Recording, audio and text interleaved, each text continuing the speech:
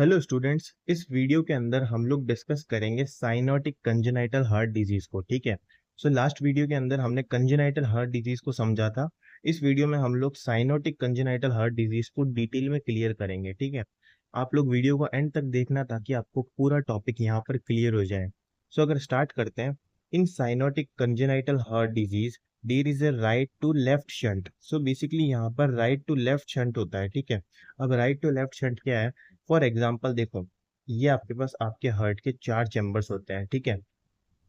तो चारों चैम्बर्स कौन कौन से होते हैं? ऊपर वाले होते हैं हमारे पास राइट आर्टरियम और लेफ्ट आर्टरियम, नीचे होते हैं राइट वेंट्रिकल और लेफ्ट वेंट्रिकल। ठीक है। सो यहाँ पर क्या हो रहा है? राइट टू लेफ्ट शंट हो रहा है, यानी कि राइट साइड का जो ब्लड है वो लेफ्ट साइड जा रहा है। ठीक है। सो अगर हम लोग बात करें, राइट साइड में होता है हमारे पास डीऑक्सीजनरेटेड ब्लड। ठीक है।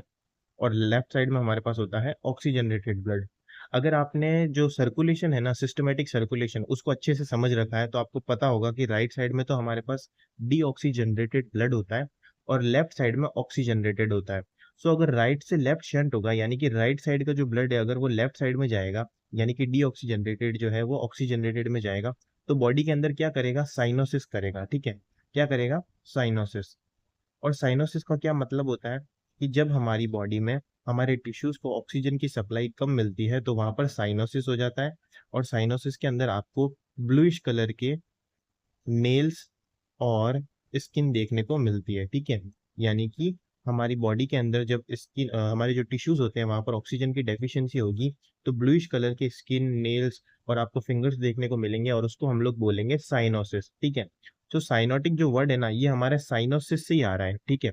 यानी कि इस कंडीशन के अंदर साइनोसिस देखने को मिलेगा, यानी कि ऑक्सीजन की जो डेफिशिएंसी देखने को मिलेगी ब्लड के अंदर। ठीक है। नेक्स्ट हम लोग अगर आगे डिस्कस करें, so cyanotic heart where problem means there is isn't enough oxygen present in the blood. So जैसा कि मैंने आपको बताया कि जो ब्लड होता है ना, उसके अंदर जो ऑक्सीजन का लेवल होता है हमारे पास वो डिक्रीज हो जाएगा साइनोटिक कंजेनाइटल हार्ट डिजीज के अंदर। ठीक है। क्यों हो जाएगा? क्योंकि जो डीऑक्सीजनेटेड ब्लड है वो जाकर के कहाँ मिक्स हो रहा है? ऑक्सीजनरेटेड में। अब वो कैसे मिक्स हो रहा है, क्यों मिक्स हो रहा है, वो हम लोग आगे समझते चलेंगे। नेक्स्ट है, baby is born with cyanotic heart disease. जो भी बच्चे साइनोटिक हार्ट डिजीज के साथ बॉर्न होते हैं generally have a bluish colour skin, यानी कि उनकी जो स्किन होती है वो ब्लूइश कलर की होती है। ऑल्सो जो उनके फिंगर्स, टॉयज और लिप्स भी हमारे पास जो होते हैं वो भी ब्लूइश कलर के होते हैं, due to lack of oxygen, क्योंकि यहाँ पर ऑक्सीजन की जो है कमी होती है हमारे ब्लड के अंदर। ठीक है। नेक्स्ट आगे चलते हैं। दे में आल्सो एक्सपीरियंस सिम्टम्स लाइक, तो यहाँ पर कुछ सिम्टम्स देखने को मिलते हैं जैसे कि ब्रेथलेसनेस देखने को मिलता है। ठीक है। चेस्ट पेन, पाल्पिटेशंस, फैंटिंग और फटीग यहाँ पर आपको देखने को मिलता है। नेक्स्ट आगे बात करेंगे साइनोटिक हार्ट डिफेक्ट के अंदर कौन कौन से टाइप्स होते हैं, कौन कौन सी कंडीशंस यहाँ पर देखने को मिलती है। सो साइनोटिक हार्ट डिफेक्ट के अंदर आपको टेट्रालॉजी ऑफ फैलेट देखने को मिलता है, ट्रांसपोजिशन ऑफ ग्रेट आर्टरीज या फिर ग्रेट वेसल्स देखने को मिलता है। इसके अलावा ट्रंकस आर्टीरियोसिस भी देखने को मिलती है और ट्राइकस्पिड एट्रीशिया भी आपको यहाँ पर देखने को मिलता है। सो वन बाय वन जो है इन चारों चीजों को हम लोग यहाँ पर समझेंगे कि ये चारों चीजें क्या है। सो सबसे पहले हम लोग बात करेंगे यहाँ पर टेट्रोलॉजी ऑफ फैलेट के बारे में। ठीक है। जो फर्स्ट हमारे पास है वो कौन सा है? Tetralogy of Fallot. ये भी जो है हमारे पास एक साइनोटिक कंजेनाइटल हार्ट डिजीज का ही टाइप है। ठीक है। सो टेट्रोलॉजी ऑफ फैलेट क्या होता है? It is a congenital disorder. ये कंजेनाइटल डिसऑर्डर है। कंजेनाइटल का मतलब होता है बाय बर्थ कंडीशन। ठीक है। सो ये बाय बर्थ डिसऑर्डर है which is characterised by four findings, जिसके अंदर चार चीजें पाई जाती हैं। ठीक है। कौन कौन सी है वो चार चीजें? अगर मैं आपको बताऊं तो यहाँ पर है वीएसडी, जिसका भी मतलब मैं आपको आगे समझाऊंगा। एक तो होता है हमारे पास वीएसडी, पल्मोनरी स्टीनोसिस होता है इसके अंदर, और डेक्स्ट्रोपोजिशन ऑफ एरोटा होता है, यानी कि डेक्स्ट्रोपोजिशन ऑफ एरोटा देखने को मिलता है, और हाइपरट्रॉफी ऑफ राइट वेंट्रिकल। ठीक है। सो अगर वन बाय वन इन चारों चीजों को समझे तो देखो, सबसे पहले वीएसडी क्या होता है? वीएसडी का मतलब होता है वेंट्रिक्यूलर वेंट्रिक्यूलर सेप्टल डिफेक्ट। ठीक है। Ventricular septal defect. तो ये जो है हमारे वीएसडी का फुल फॉर्म है, वेंट्रिकुलर सेप्टल डिफेक्ट। अब वेंट्रिकुलर सेप्टल डिफेक्ट क्या होता है? तो देखो, ये हमारे पास हार्ट के चार चैम्बर्स प्रेजेंट है। ठीक है। ऊपर वाला है राइट आर्टरियम और लेफ्ट आर्टरियम, नीचे है राइट वेंट्रिकल और लेफ्ट वेंट्रिकल। ठीक है। सो अगर हम लोग इन दोनों चैम्बर्स के बीच का ये जो वाला जो पार्ट होता है ना, दोनों चैम्बर्स के बीच में एक डिवाइडर होता है, ठीक है, जो इनको डिवाइड करता है, उसको हम लोग बोलते हैं सेप्टम। क्या बोलते हैं? सेप्टम, ठीक है। अब दोनों आर्टरियम जो होते हैं ऊपर वाले, उन दोनों के बीच में जो सेप्टम प्रेजेंट होता है उसको हम लोग बोलते हैं आर्टीरियल सेप्टम, ठीक है, क्योंकि ये दोनों आर्टरियम के बीच में प्रेजेंट होता है। वहीं पर जो वेंट्रिकल के बीच में होता है उसको बोलते हैं वेंट्रिकुलर सेप्टम, ठीक है, वेंट्रिकुलर सेप्टम। सो वीएसडी के अंदर क्या होता है? वेंट्रिकुलर सेप्टल डिफेक्ट, यानी कि जो ये दोनों वेंट्रिकल्स के बीच में हमारे पास जो सेप्टम प्रेजेंट है ना दोनों वेंट्रिकल के बीच में, ये जो है यहाँ पर डैमेज हो जाएगा या फॉर्म नहीं होगा कंप्लीटली, जिसकी वजह से क्या होगा? ब्लड का एक्सचेंज देखने को मिलेगा दोनों वेंट्रिकल्स के बीच में, ठीक है। और यहाँ पर जो होगा ना, राइट वेंट्रिकल का जो ब्लड है हमारे पास वो जाएगा लेफ्ट वेंट्रिकल के अंदर, ठीक है। सो बेसिकली अगर मैं आपको सिंपल वर्ड्स के अंदर समझाऊं तो वीएसडी के अंदर क्या होगा कि जो हमारे पास दोनों वेंट्रिकल्स है हमारे, उनके बीच में जो सेप्टम है ये डैमेज हो जाएगा, और राइट से जो ब्लड है वो लेफ्ट साइड जाने लग जाएगा, ठीक है। और राइट में कौन सा ब्लड होता है हमारे पास? डीऑक्सीजनरेटेड, जिसके अंदर ऑक्सीजन की जो है डेफिशिएंसी होती है, ठीक है। और लेफ्ट में हमारे पास होता है ऑक्सीजनरेटेड ब्लड, ठीक है, जिसके अंदर ऑक्सीजन की जो है ऑक्सीजन ज्यादा होता है बेसिकली, ठीक है। सो अगर हम लोग बात करें कि जो CO2 का ब्लड है वो ऑक्सीजनरेटेड में जाएगा, तो यहाँ पर ऑक्सीजनरेटेड ब्लड के अंदर ऑक्सीजन की डेफिशिएंसी होगी, ठीक है। और उसकी वजह से क्या होगा? टिश्यूज तक जो ब्लड पहुंचेगा ना, उसके अंदर भी जो है ऑक्सीजन की डेफिशिएंसी होगी, और इसी की वजह से आपको साइनोसिस देखने को मिलेगा बॉडी के अंदर, ठीक है। आ गया होगा आपको समझ में। नेक्स्ट हमारे पास ये तो बात रही वीएसडी के बारे में। नेक्स्ट हमारे पास है पल्मनरी स्टीनोसिस। सो पल्मनरी स्टीनोसिस क्या होता है? सो आपको पता होगा कि जो हमारा हार्ट होता है, वहां से जो आपका राइट वेंट्रिकल वाला पार्ट होता है ना, राइट वेंट्रिकल, वहां से जो ब्लड है वो पल्मनरी आर्टरी के अंदर जाता है, ठीक है, पल्मनरी आर्टरी के अंदर जाता है। और पल्मनरी आर्टरी से जो है हमारे पास ब्लड वो लंग्स में जाता है, ठीक है। सो बेसिकली यहाँ पर क्या होगा कि जो पल्मनरी आर्टरी है ना, ये नैरो हो जाएगी। स्टीनोसिस का मतलब होता है हमारे पास, स्टीनोसिस का क्या मतलब होता है? नैरो हो जाना, ठीक है, नैरो हो जाना, जाम हो जाना, ठीक है। सो बेसिकली यहाँ पर जब ये पल्मनरी आर्टरी नैरो होगी तो ब्लड जो है वो पीछे की तरफ जाएगा वापस राइट वेंट्रिकल के अंदर, ठीक है। और राइट वेंट्रिकल में जाएगा, और यहाँ पर जो है आपके पास वीएसडी प्रेजेंट है, तो ये जो ब्लड है राइट वेंट्रिकल में ज्यादा भरेगा, तो ये कहाँ जाएगा? लेफ्ट वेंट्रिकल में। और लेफ्ट वेंट्रिकल में जब हमारे पास डीऑक्सीजनरेटेड ब्लड भरेगा, तो पूरी बॉडी के अंदर भी आपके पास डीऑक्सीजनरेटेड ब्लड जाएगा और बॉडी में साइनोसिस होगा। इसीलिए ये जो टेट्रालॉजी ऑफ फैलेट है ये साइनोटिक कंजेनाइटल हार्ट डिसऑर्डर है, ठीक है। आई होप आपको समझ में आया होगा।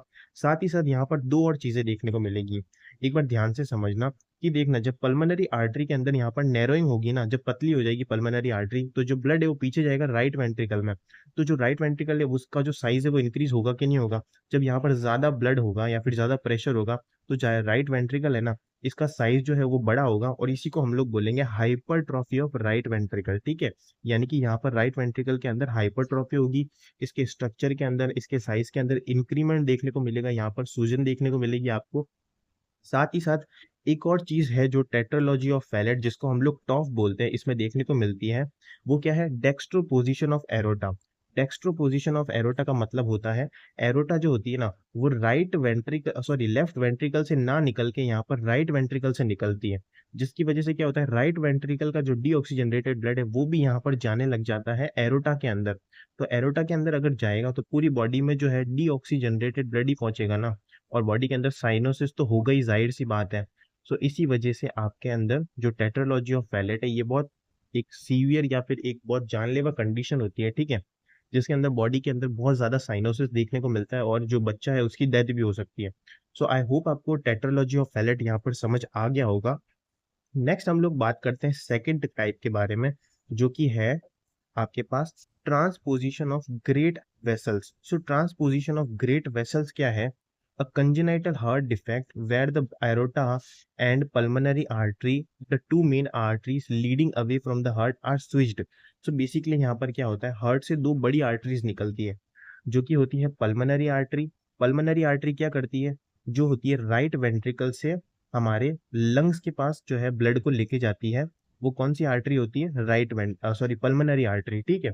वहीं पर जो हम लोग बात करेंगे सेकंड के बारे में, यानी कि एरोटा के बारे में, एरोटा क्या करती है? लेफ्ट वेंट्रिकल से आपके बॉडी में, पूरी बॉडी में जो है ब्लड का सर्कुलेशन, या बॉडी में जो है ब्लड पंप करती है, ठीक है। सो यहाँ पर जो एरोटा है ना, वो तो पल्मनरी आर्टरी की जगह से निकलने लग जाएगी, यानी कि राइट वेंट्रिकल से निकलने लग जाएगी। और रही बात पल्मोनरी आर्टरी के बारे में, सो जो पल्मोनरी आर्टरी है वो आपके पास यहाँ पर कहाँ से निकलेगी, राइट वेंट्रिकल से, ठीक है।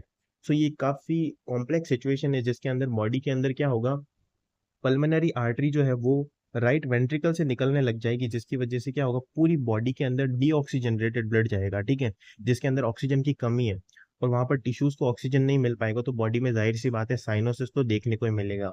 सो आपको समझ आ गया होगा ट्रांसपोजिशन ऑफ ग्रेट आर्टरीज क्या होता है।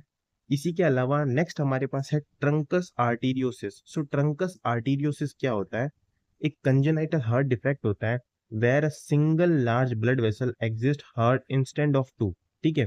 सो ट्रंकस आर्टीरियोसिस के अंदर क्या होता है, जो एओर्टा होती है ना हमारे पास, एरोटा और जो पल्मोनरी आर्टरी होती है, ये दोनों जो होती है हमारे पास अपसेंट होती है, ठीक है।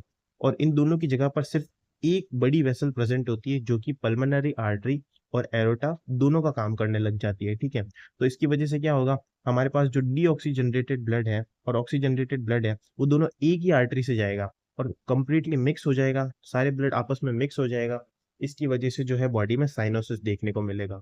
नाउ नेक्स्ट हम लोग डिस्कस करेंगे ट्राइकस्पिड एट्रीशिया के बारे में। सो ट्राइकस्पिड एट्रीशिया के बारे में अगर बात करें, it is a congenital defect where the tricuspid wall which separate the right atrium and right ventricle. So आपको पता होगा जो ट्राइकस्पिड वॉल्व होता है ना वो कहाँ प्रेजेंट होता है, हमारे राइट में जो आर्टीरियम है और राइट जो वेंट्रिकल है इन दोनों के बीच में प्रेजेंट होता है, ठीक है। यहाँ पर जो वॉल प्रेजेंट होता है उसको हम लोग क्या बोलते हैं, ट्राइकस्पिड वॉल, ठीक है। सो ट्राइकस्पिड वॉल जो होता है विच separate the right atrium and right ventricle of the heart is either missing और अंडर डेवलप। सो या तो ये प्रेजेंट ही नहीं होगा या फिर जो ये अंडर डेवलप होगा, ठीक है, जिसकी वजह से जो है यहाँ पर ब्लड का जो एक्सचेंज है वो पूरी तरीके से नहीं हो पाएगा, ठीक है। सो ये जो कंडीशन है ये भी आपको देखने को मिलती है कंजेनाइटल हार्ट डिफेक्ट के अंदर, ठीक है, साइनोटिक में। नेक्स्ट अगर आगे चले बात करें यहाँ पर डायग्नोसिस क्या रहेगा, सो इस कंडीशन को जो है किस तरीके से डायग्नोसिस किया जाता है। सो यहाँ पर हिस्ट्री कलेक्शन काफ़ी इंपॉर्टेंट है, फिजिकल एग्जामिनेशन करा जाता है। इसी के अलावा जब हम लोग यहाँ पर हार्ट के साउंड के बारे में बात करें तो यहाँ पर हार्ट सिस्टोलिक मरमर साउंड आपको देखने को मिलता है।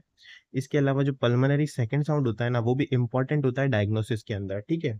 इसी के साथ चेस्ट एक्सरे यहाँ पर करवाया जाता है जिसमें जो इनलार्जमेंट देखने को मिलता है आपके हार्ट के अंदर, ठीक है। और अगर हम लोग बात करें टॉफ के बारे में यानी कि टेट्रोलॉजी ऑफ फैलेट में, तो यहाँ पर क्या होता है ना आपको पता होगा, जो राइट वेंट्रिकल है उसकी जो साइज होती है ना वो इंक्रीज हो जाती है, ठीक है। आपने देखा था ऊपर राइट वेंट्रिकुलर हाइपरट्रॉफी देखने को मिलता है, ठीक है। इसी के अलावा हमारे पास ईसीजी और इकोकार्डियोग्राफी है वो भी यहाँ पर हेल्प करती है डायग्नोसिस के अंदर। नेक्स्ट आगे चलते हैं और बात करते हैं मैनेजमेंट के बारे में, ठीक है। सो मैनेजमेंट में बेसिकली यहाँ पर क्या ट्रीटमेंट रहता है इस कंडीशन का। सो यहाँ पर देखो कुछ प्रोसीजर होते हैं या कुछ सर्जरीज होती है जिसके बारे में पहले डिस्कस करेंगे। एक तो होता है हमारे पास फॉन्टन प्रोसीजर, ठीक है। फॉन्टन प्रोसीजर जो है यहाँ पर किया जाता है ज्यादातर ट्राइकस्पिड एट्रीशिया के केस में किया जाता है, ठीक है। In this superior vena cava and inferior vena cava is connected with the pulmonary trunk, ठीक है। तो जो हमारे पास पल्मोनरी ट्रंक होती है ना उन दो उससे कनेक्ट कर दिया जाता है किसको, सुपीरियर और इंफीरियर वेना केवा को, ठीक है। इसको हम लोग क्या बोलते हैं, फॉन्टन प्रोसीजर, ठीक है। नेक्स्ट हमारे पास है ब्लेलॉक टॉशिंग शंट। सो यहाँ पर ब्लेलॉक टॉशिंग शंट सर्जरी भी यहाँ पर की जाती है। सो बेसिकली इसके अंदर क्या होता है, इन दिस आइदर सब क्लेवियन आर्टरी और मे बी कैरोटिड आर्टरी, ठीक है। सो अगर आपने आर्टीरियल ब्लड सप्लाई अच्छे से पढ़ रखी है तो आपको पता होगा कि जो एरोटा होता है वहां से ही आपकी सब क्लेवियन आर्टरी अराइज होती है और कैरोटिड आर्टरी भी वहीं से अराइज होती है, ठीक है। सो इन दोनों आर्टरीज में से किसी एक को भी अगर पल्मोनरी आर्टरी के साथ कनेक्ट कर दिया जाए तो यहाँ से जो है जो हमारी कंडीशन होती है इसके अंदर रिलीफ देखने को मिल सकता है, ठीक है। नेक्स्ट हमारे पास और क्या है यहाँ मैनेजमेंट में, रिलीविंग रेस्पिरेटरी डिस्ट्रेस। सो यहाँ पर जो भी रेस्पिरेटरी डिस्ट्रेस क्रिएट हुआ है इस कंडीशन की वजह से उसको रिलीव करने के लिए सेमी अपराइट पोजीशन का इस्तेमाल किया जाता है। सेमी अपराइट पोजीशन यहाँ पर दी जाती है। इसके अलावा जो है ओरल एंड नेजल सीक्रेशंस यहाँ पर किए जाते हैं, ठीक है। यानी कि यहाँ पर जो है जो ओरल और नेजल सीक्रेशंस है ना उनको कलेक्ट किया जाता है।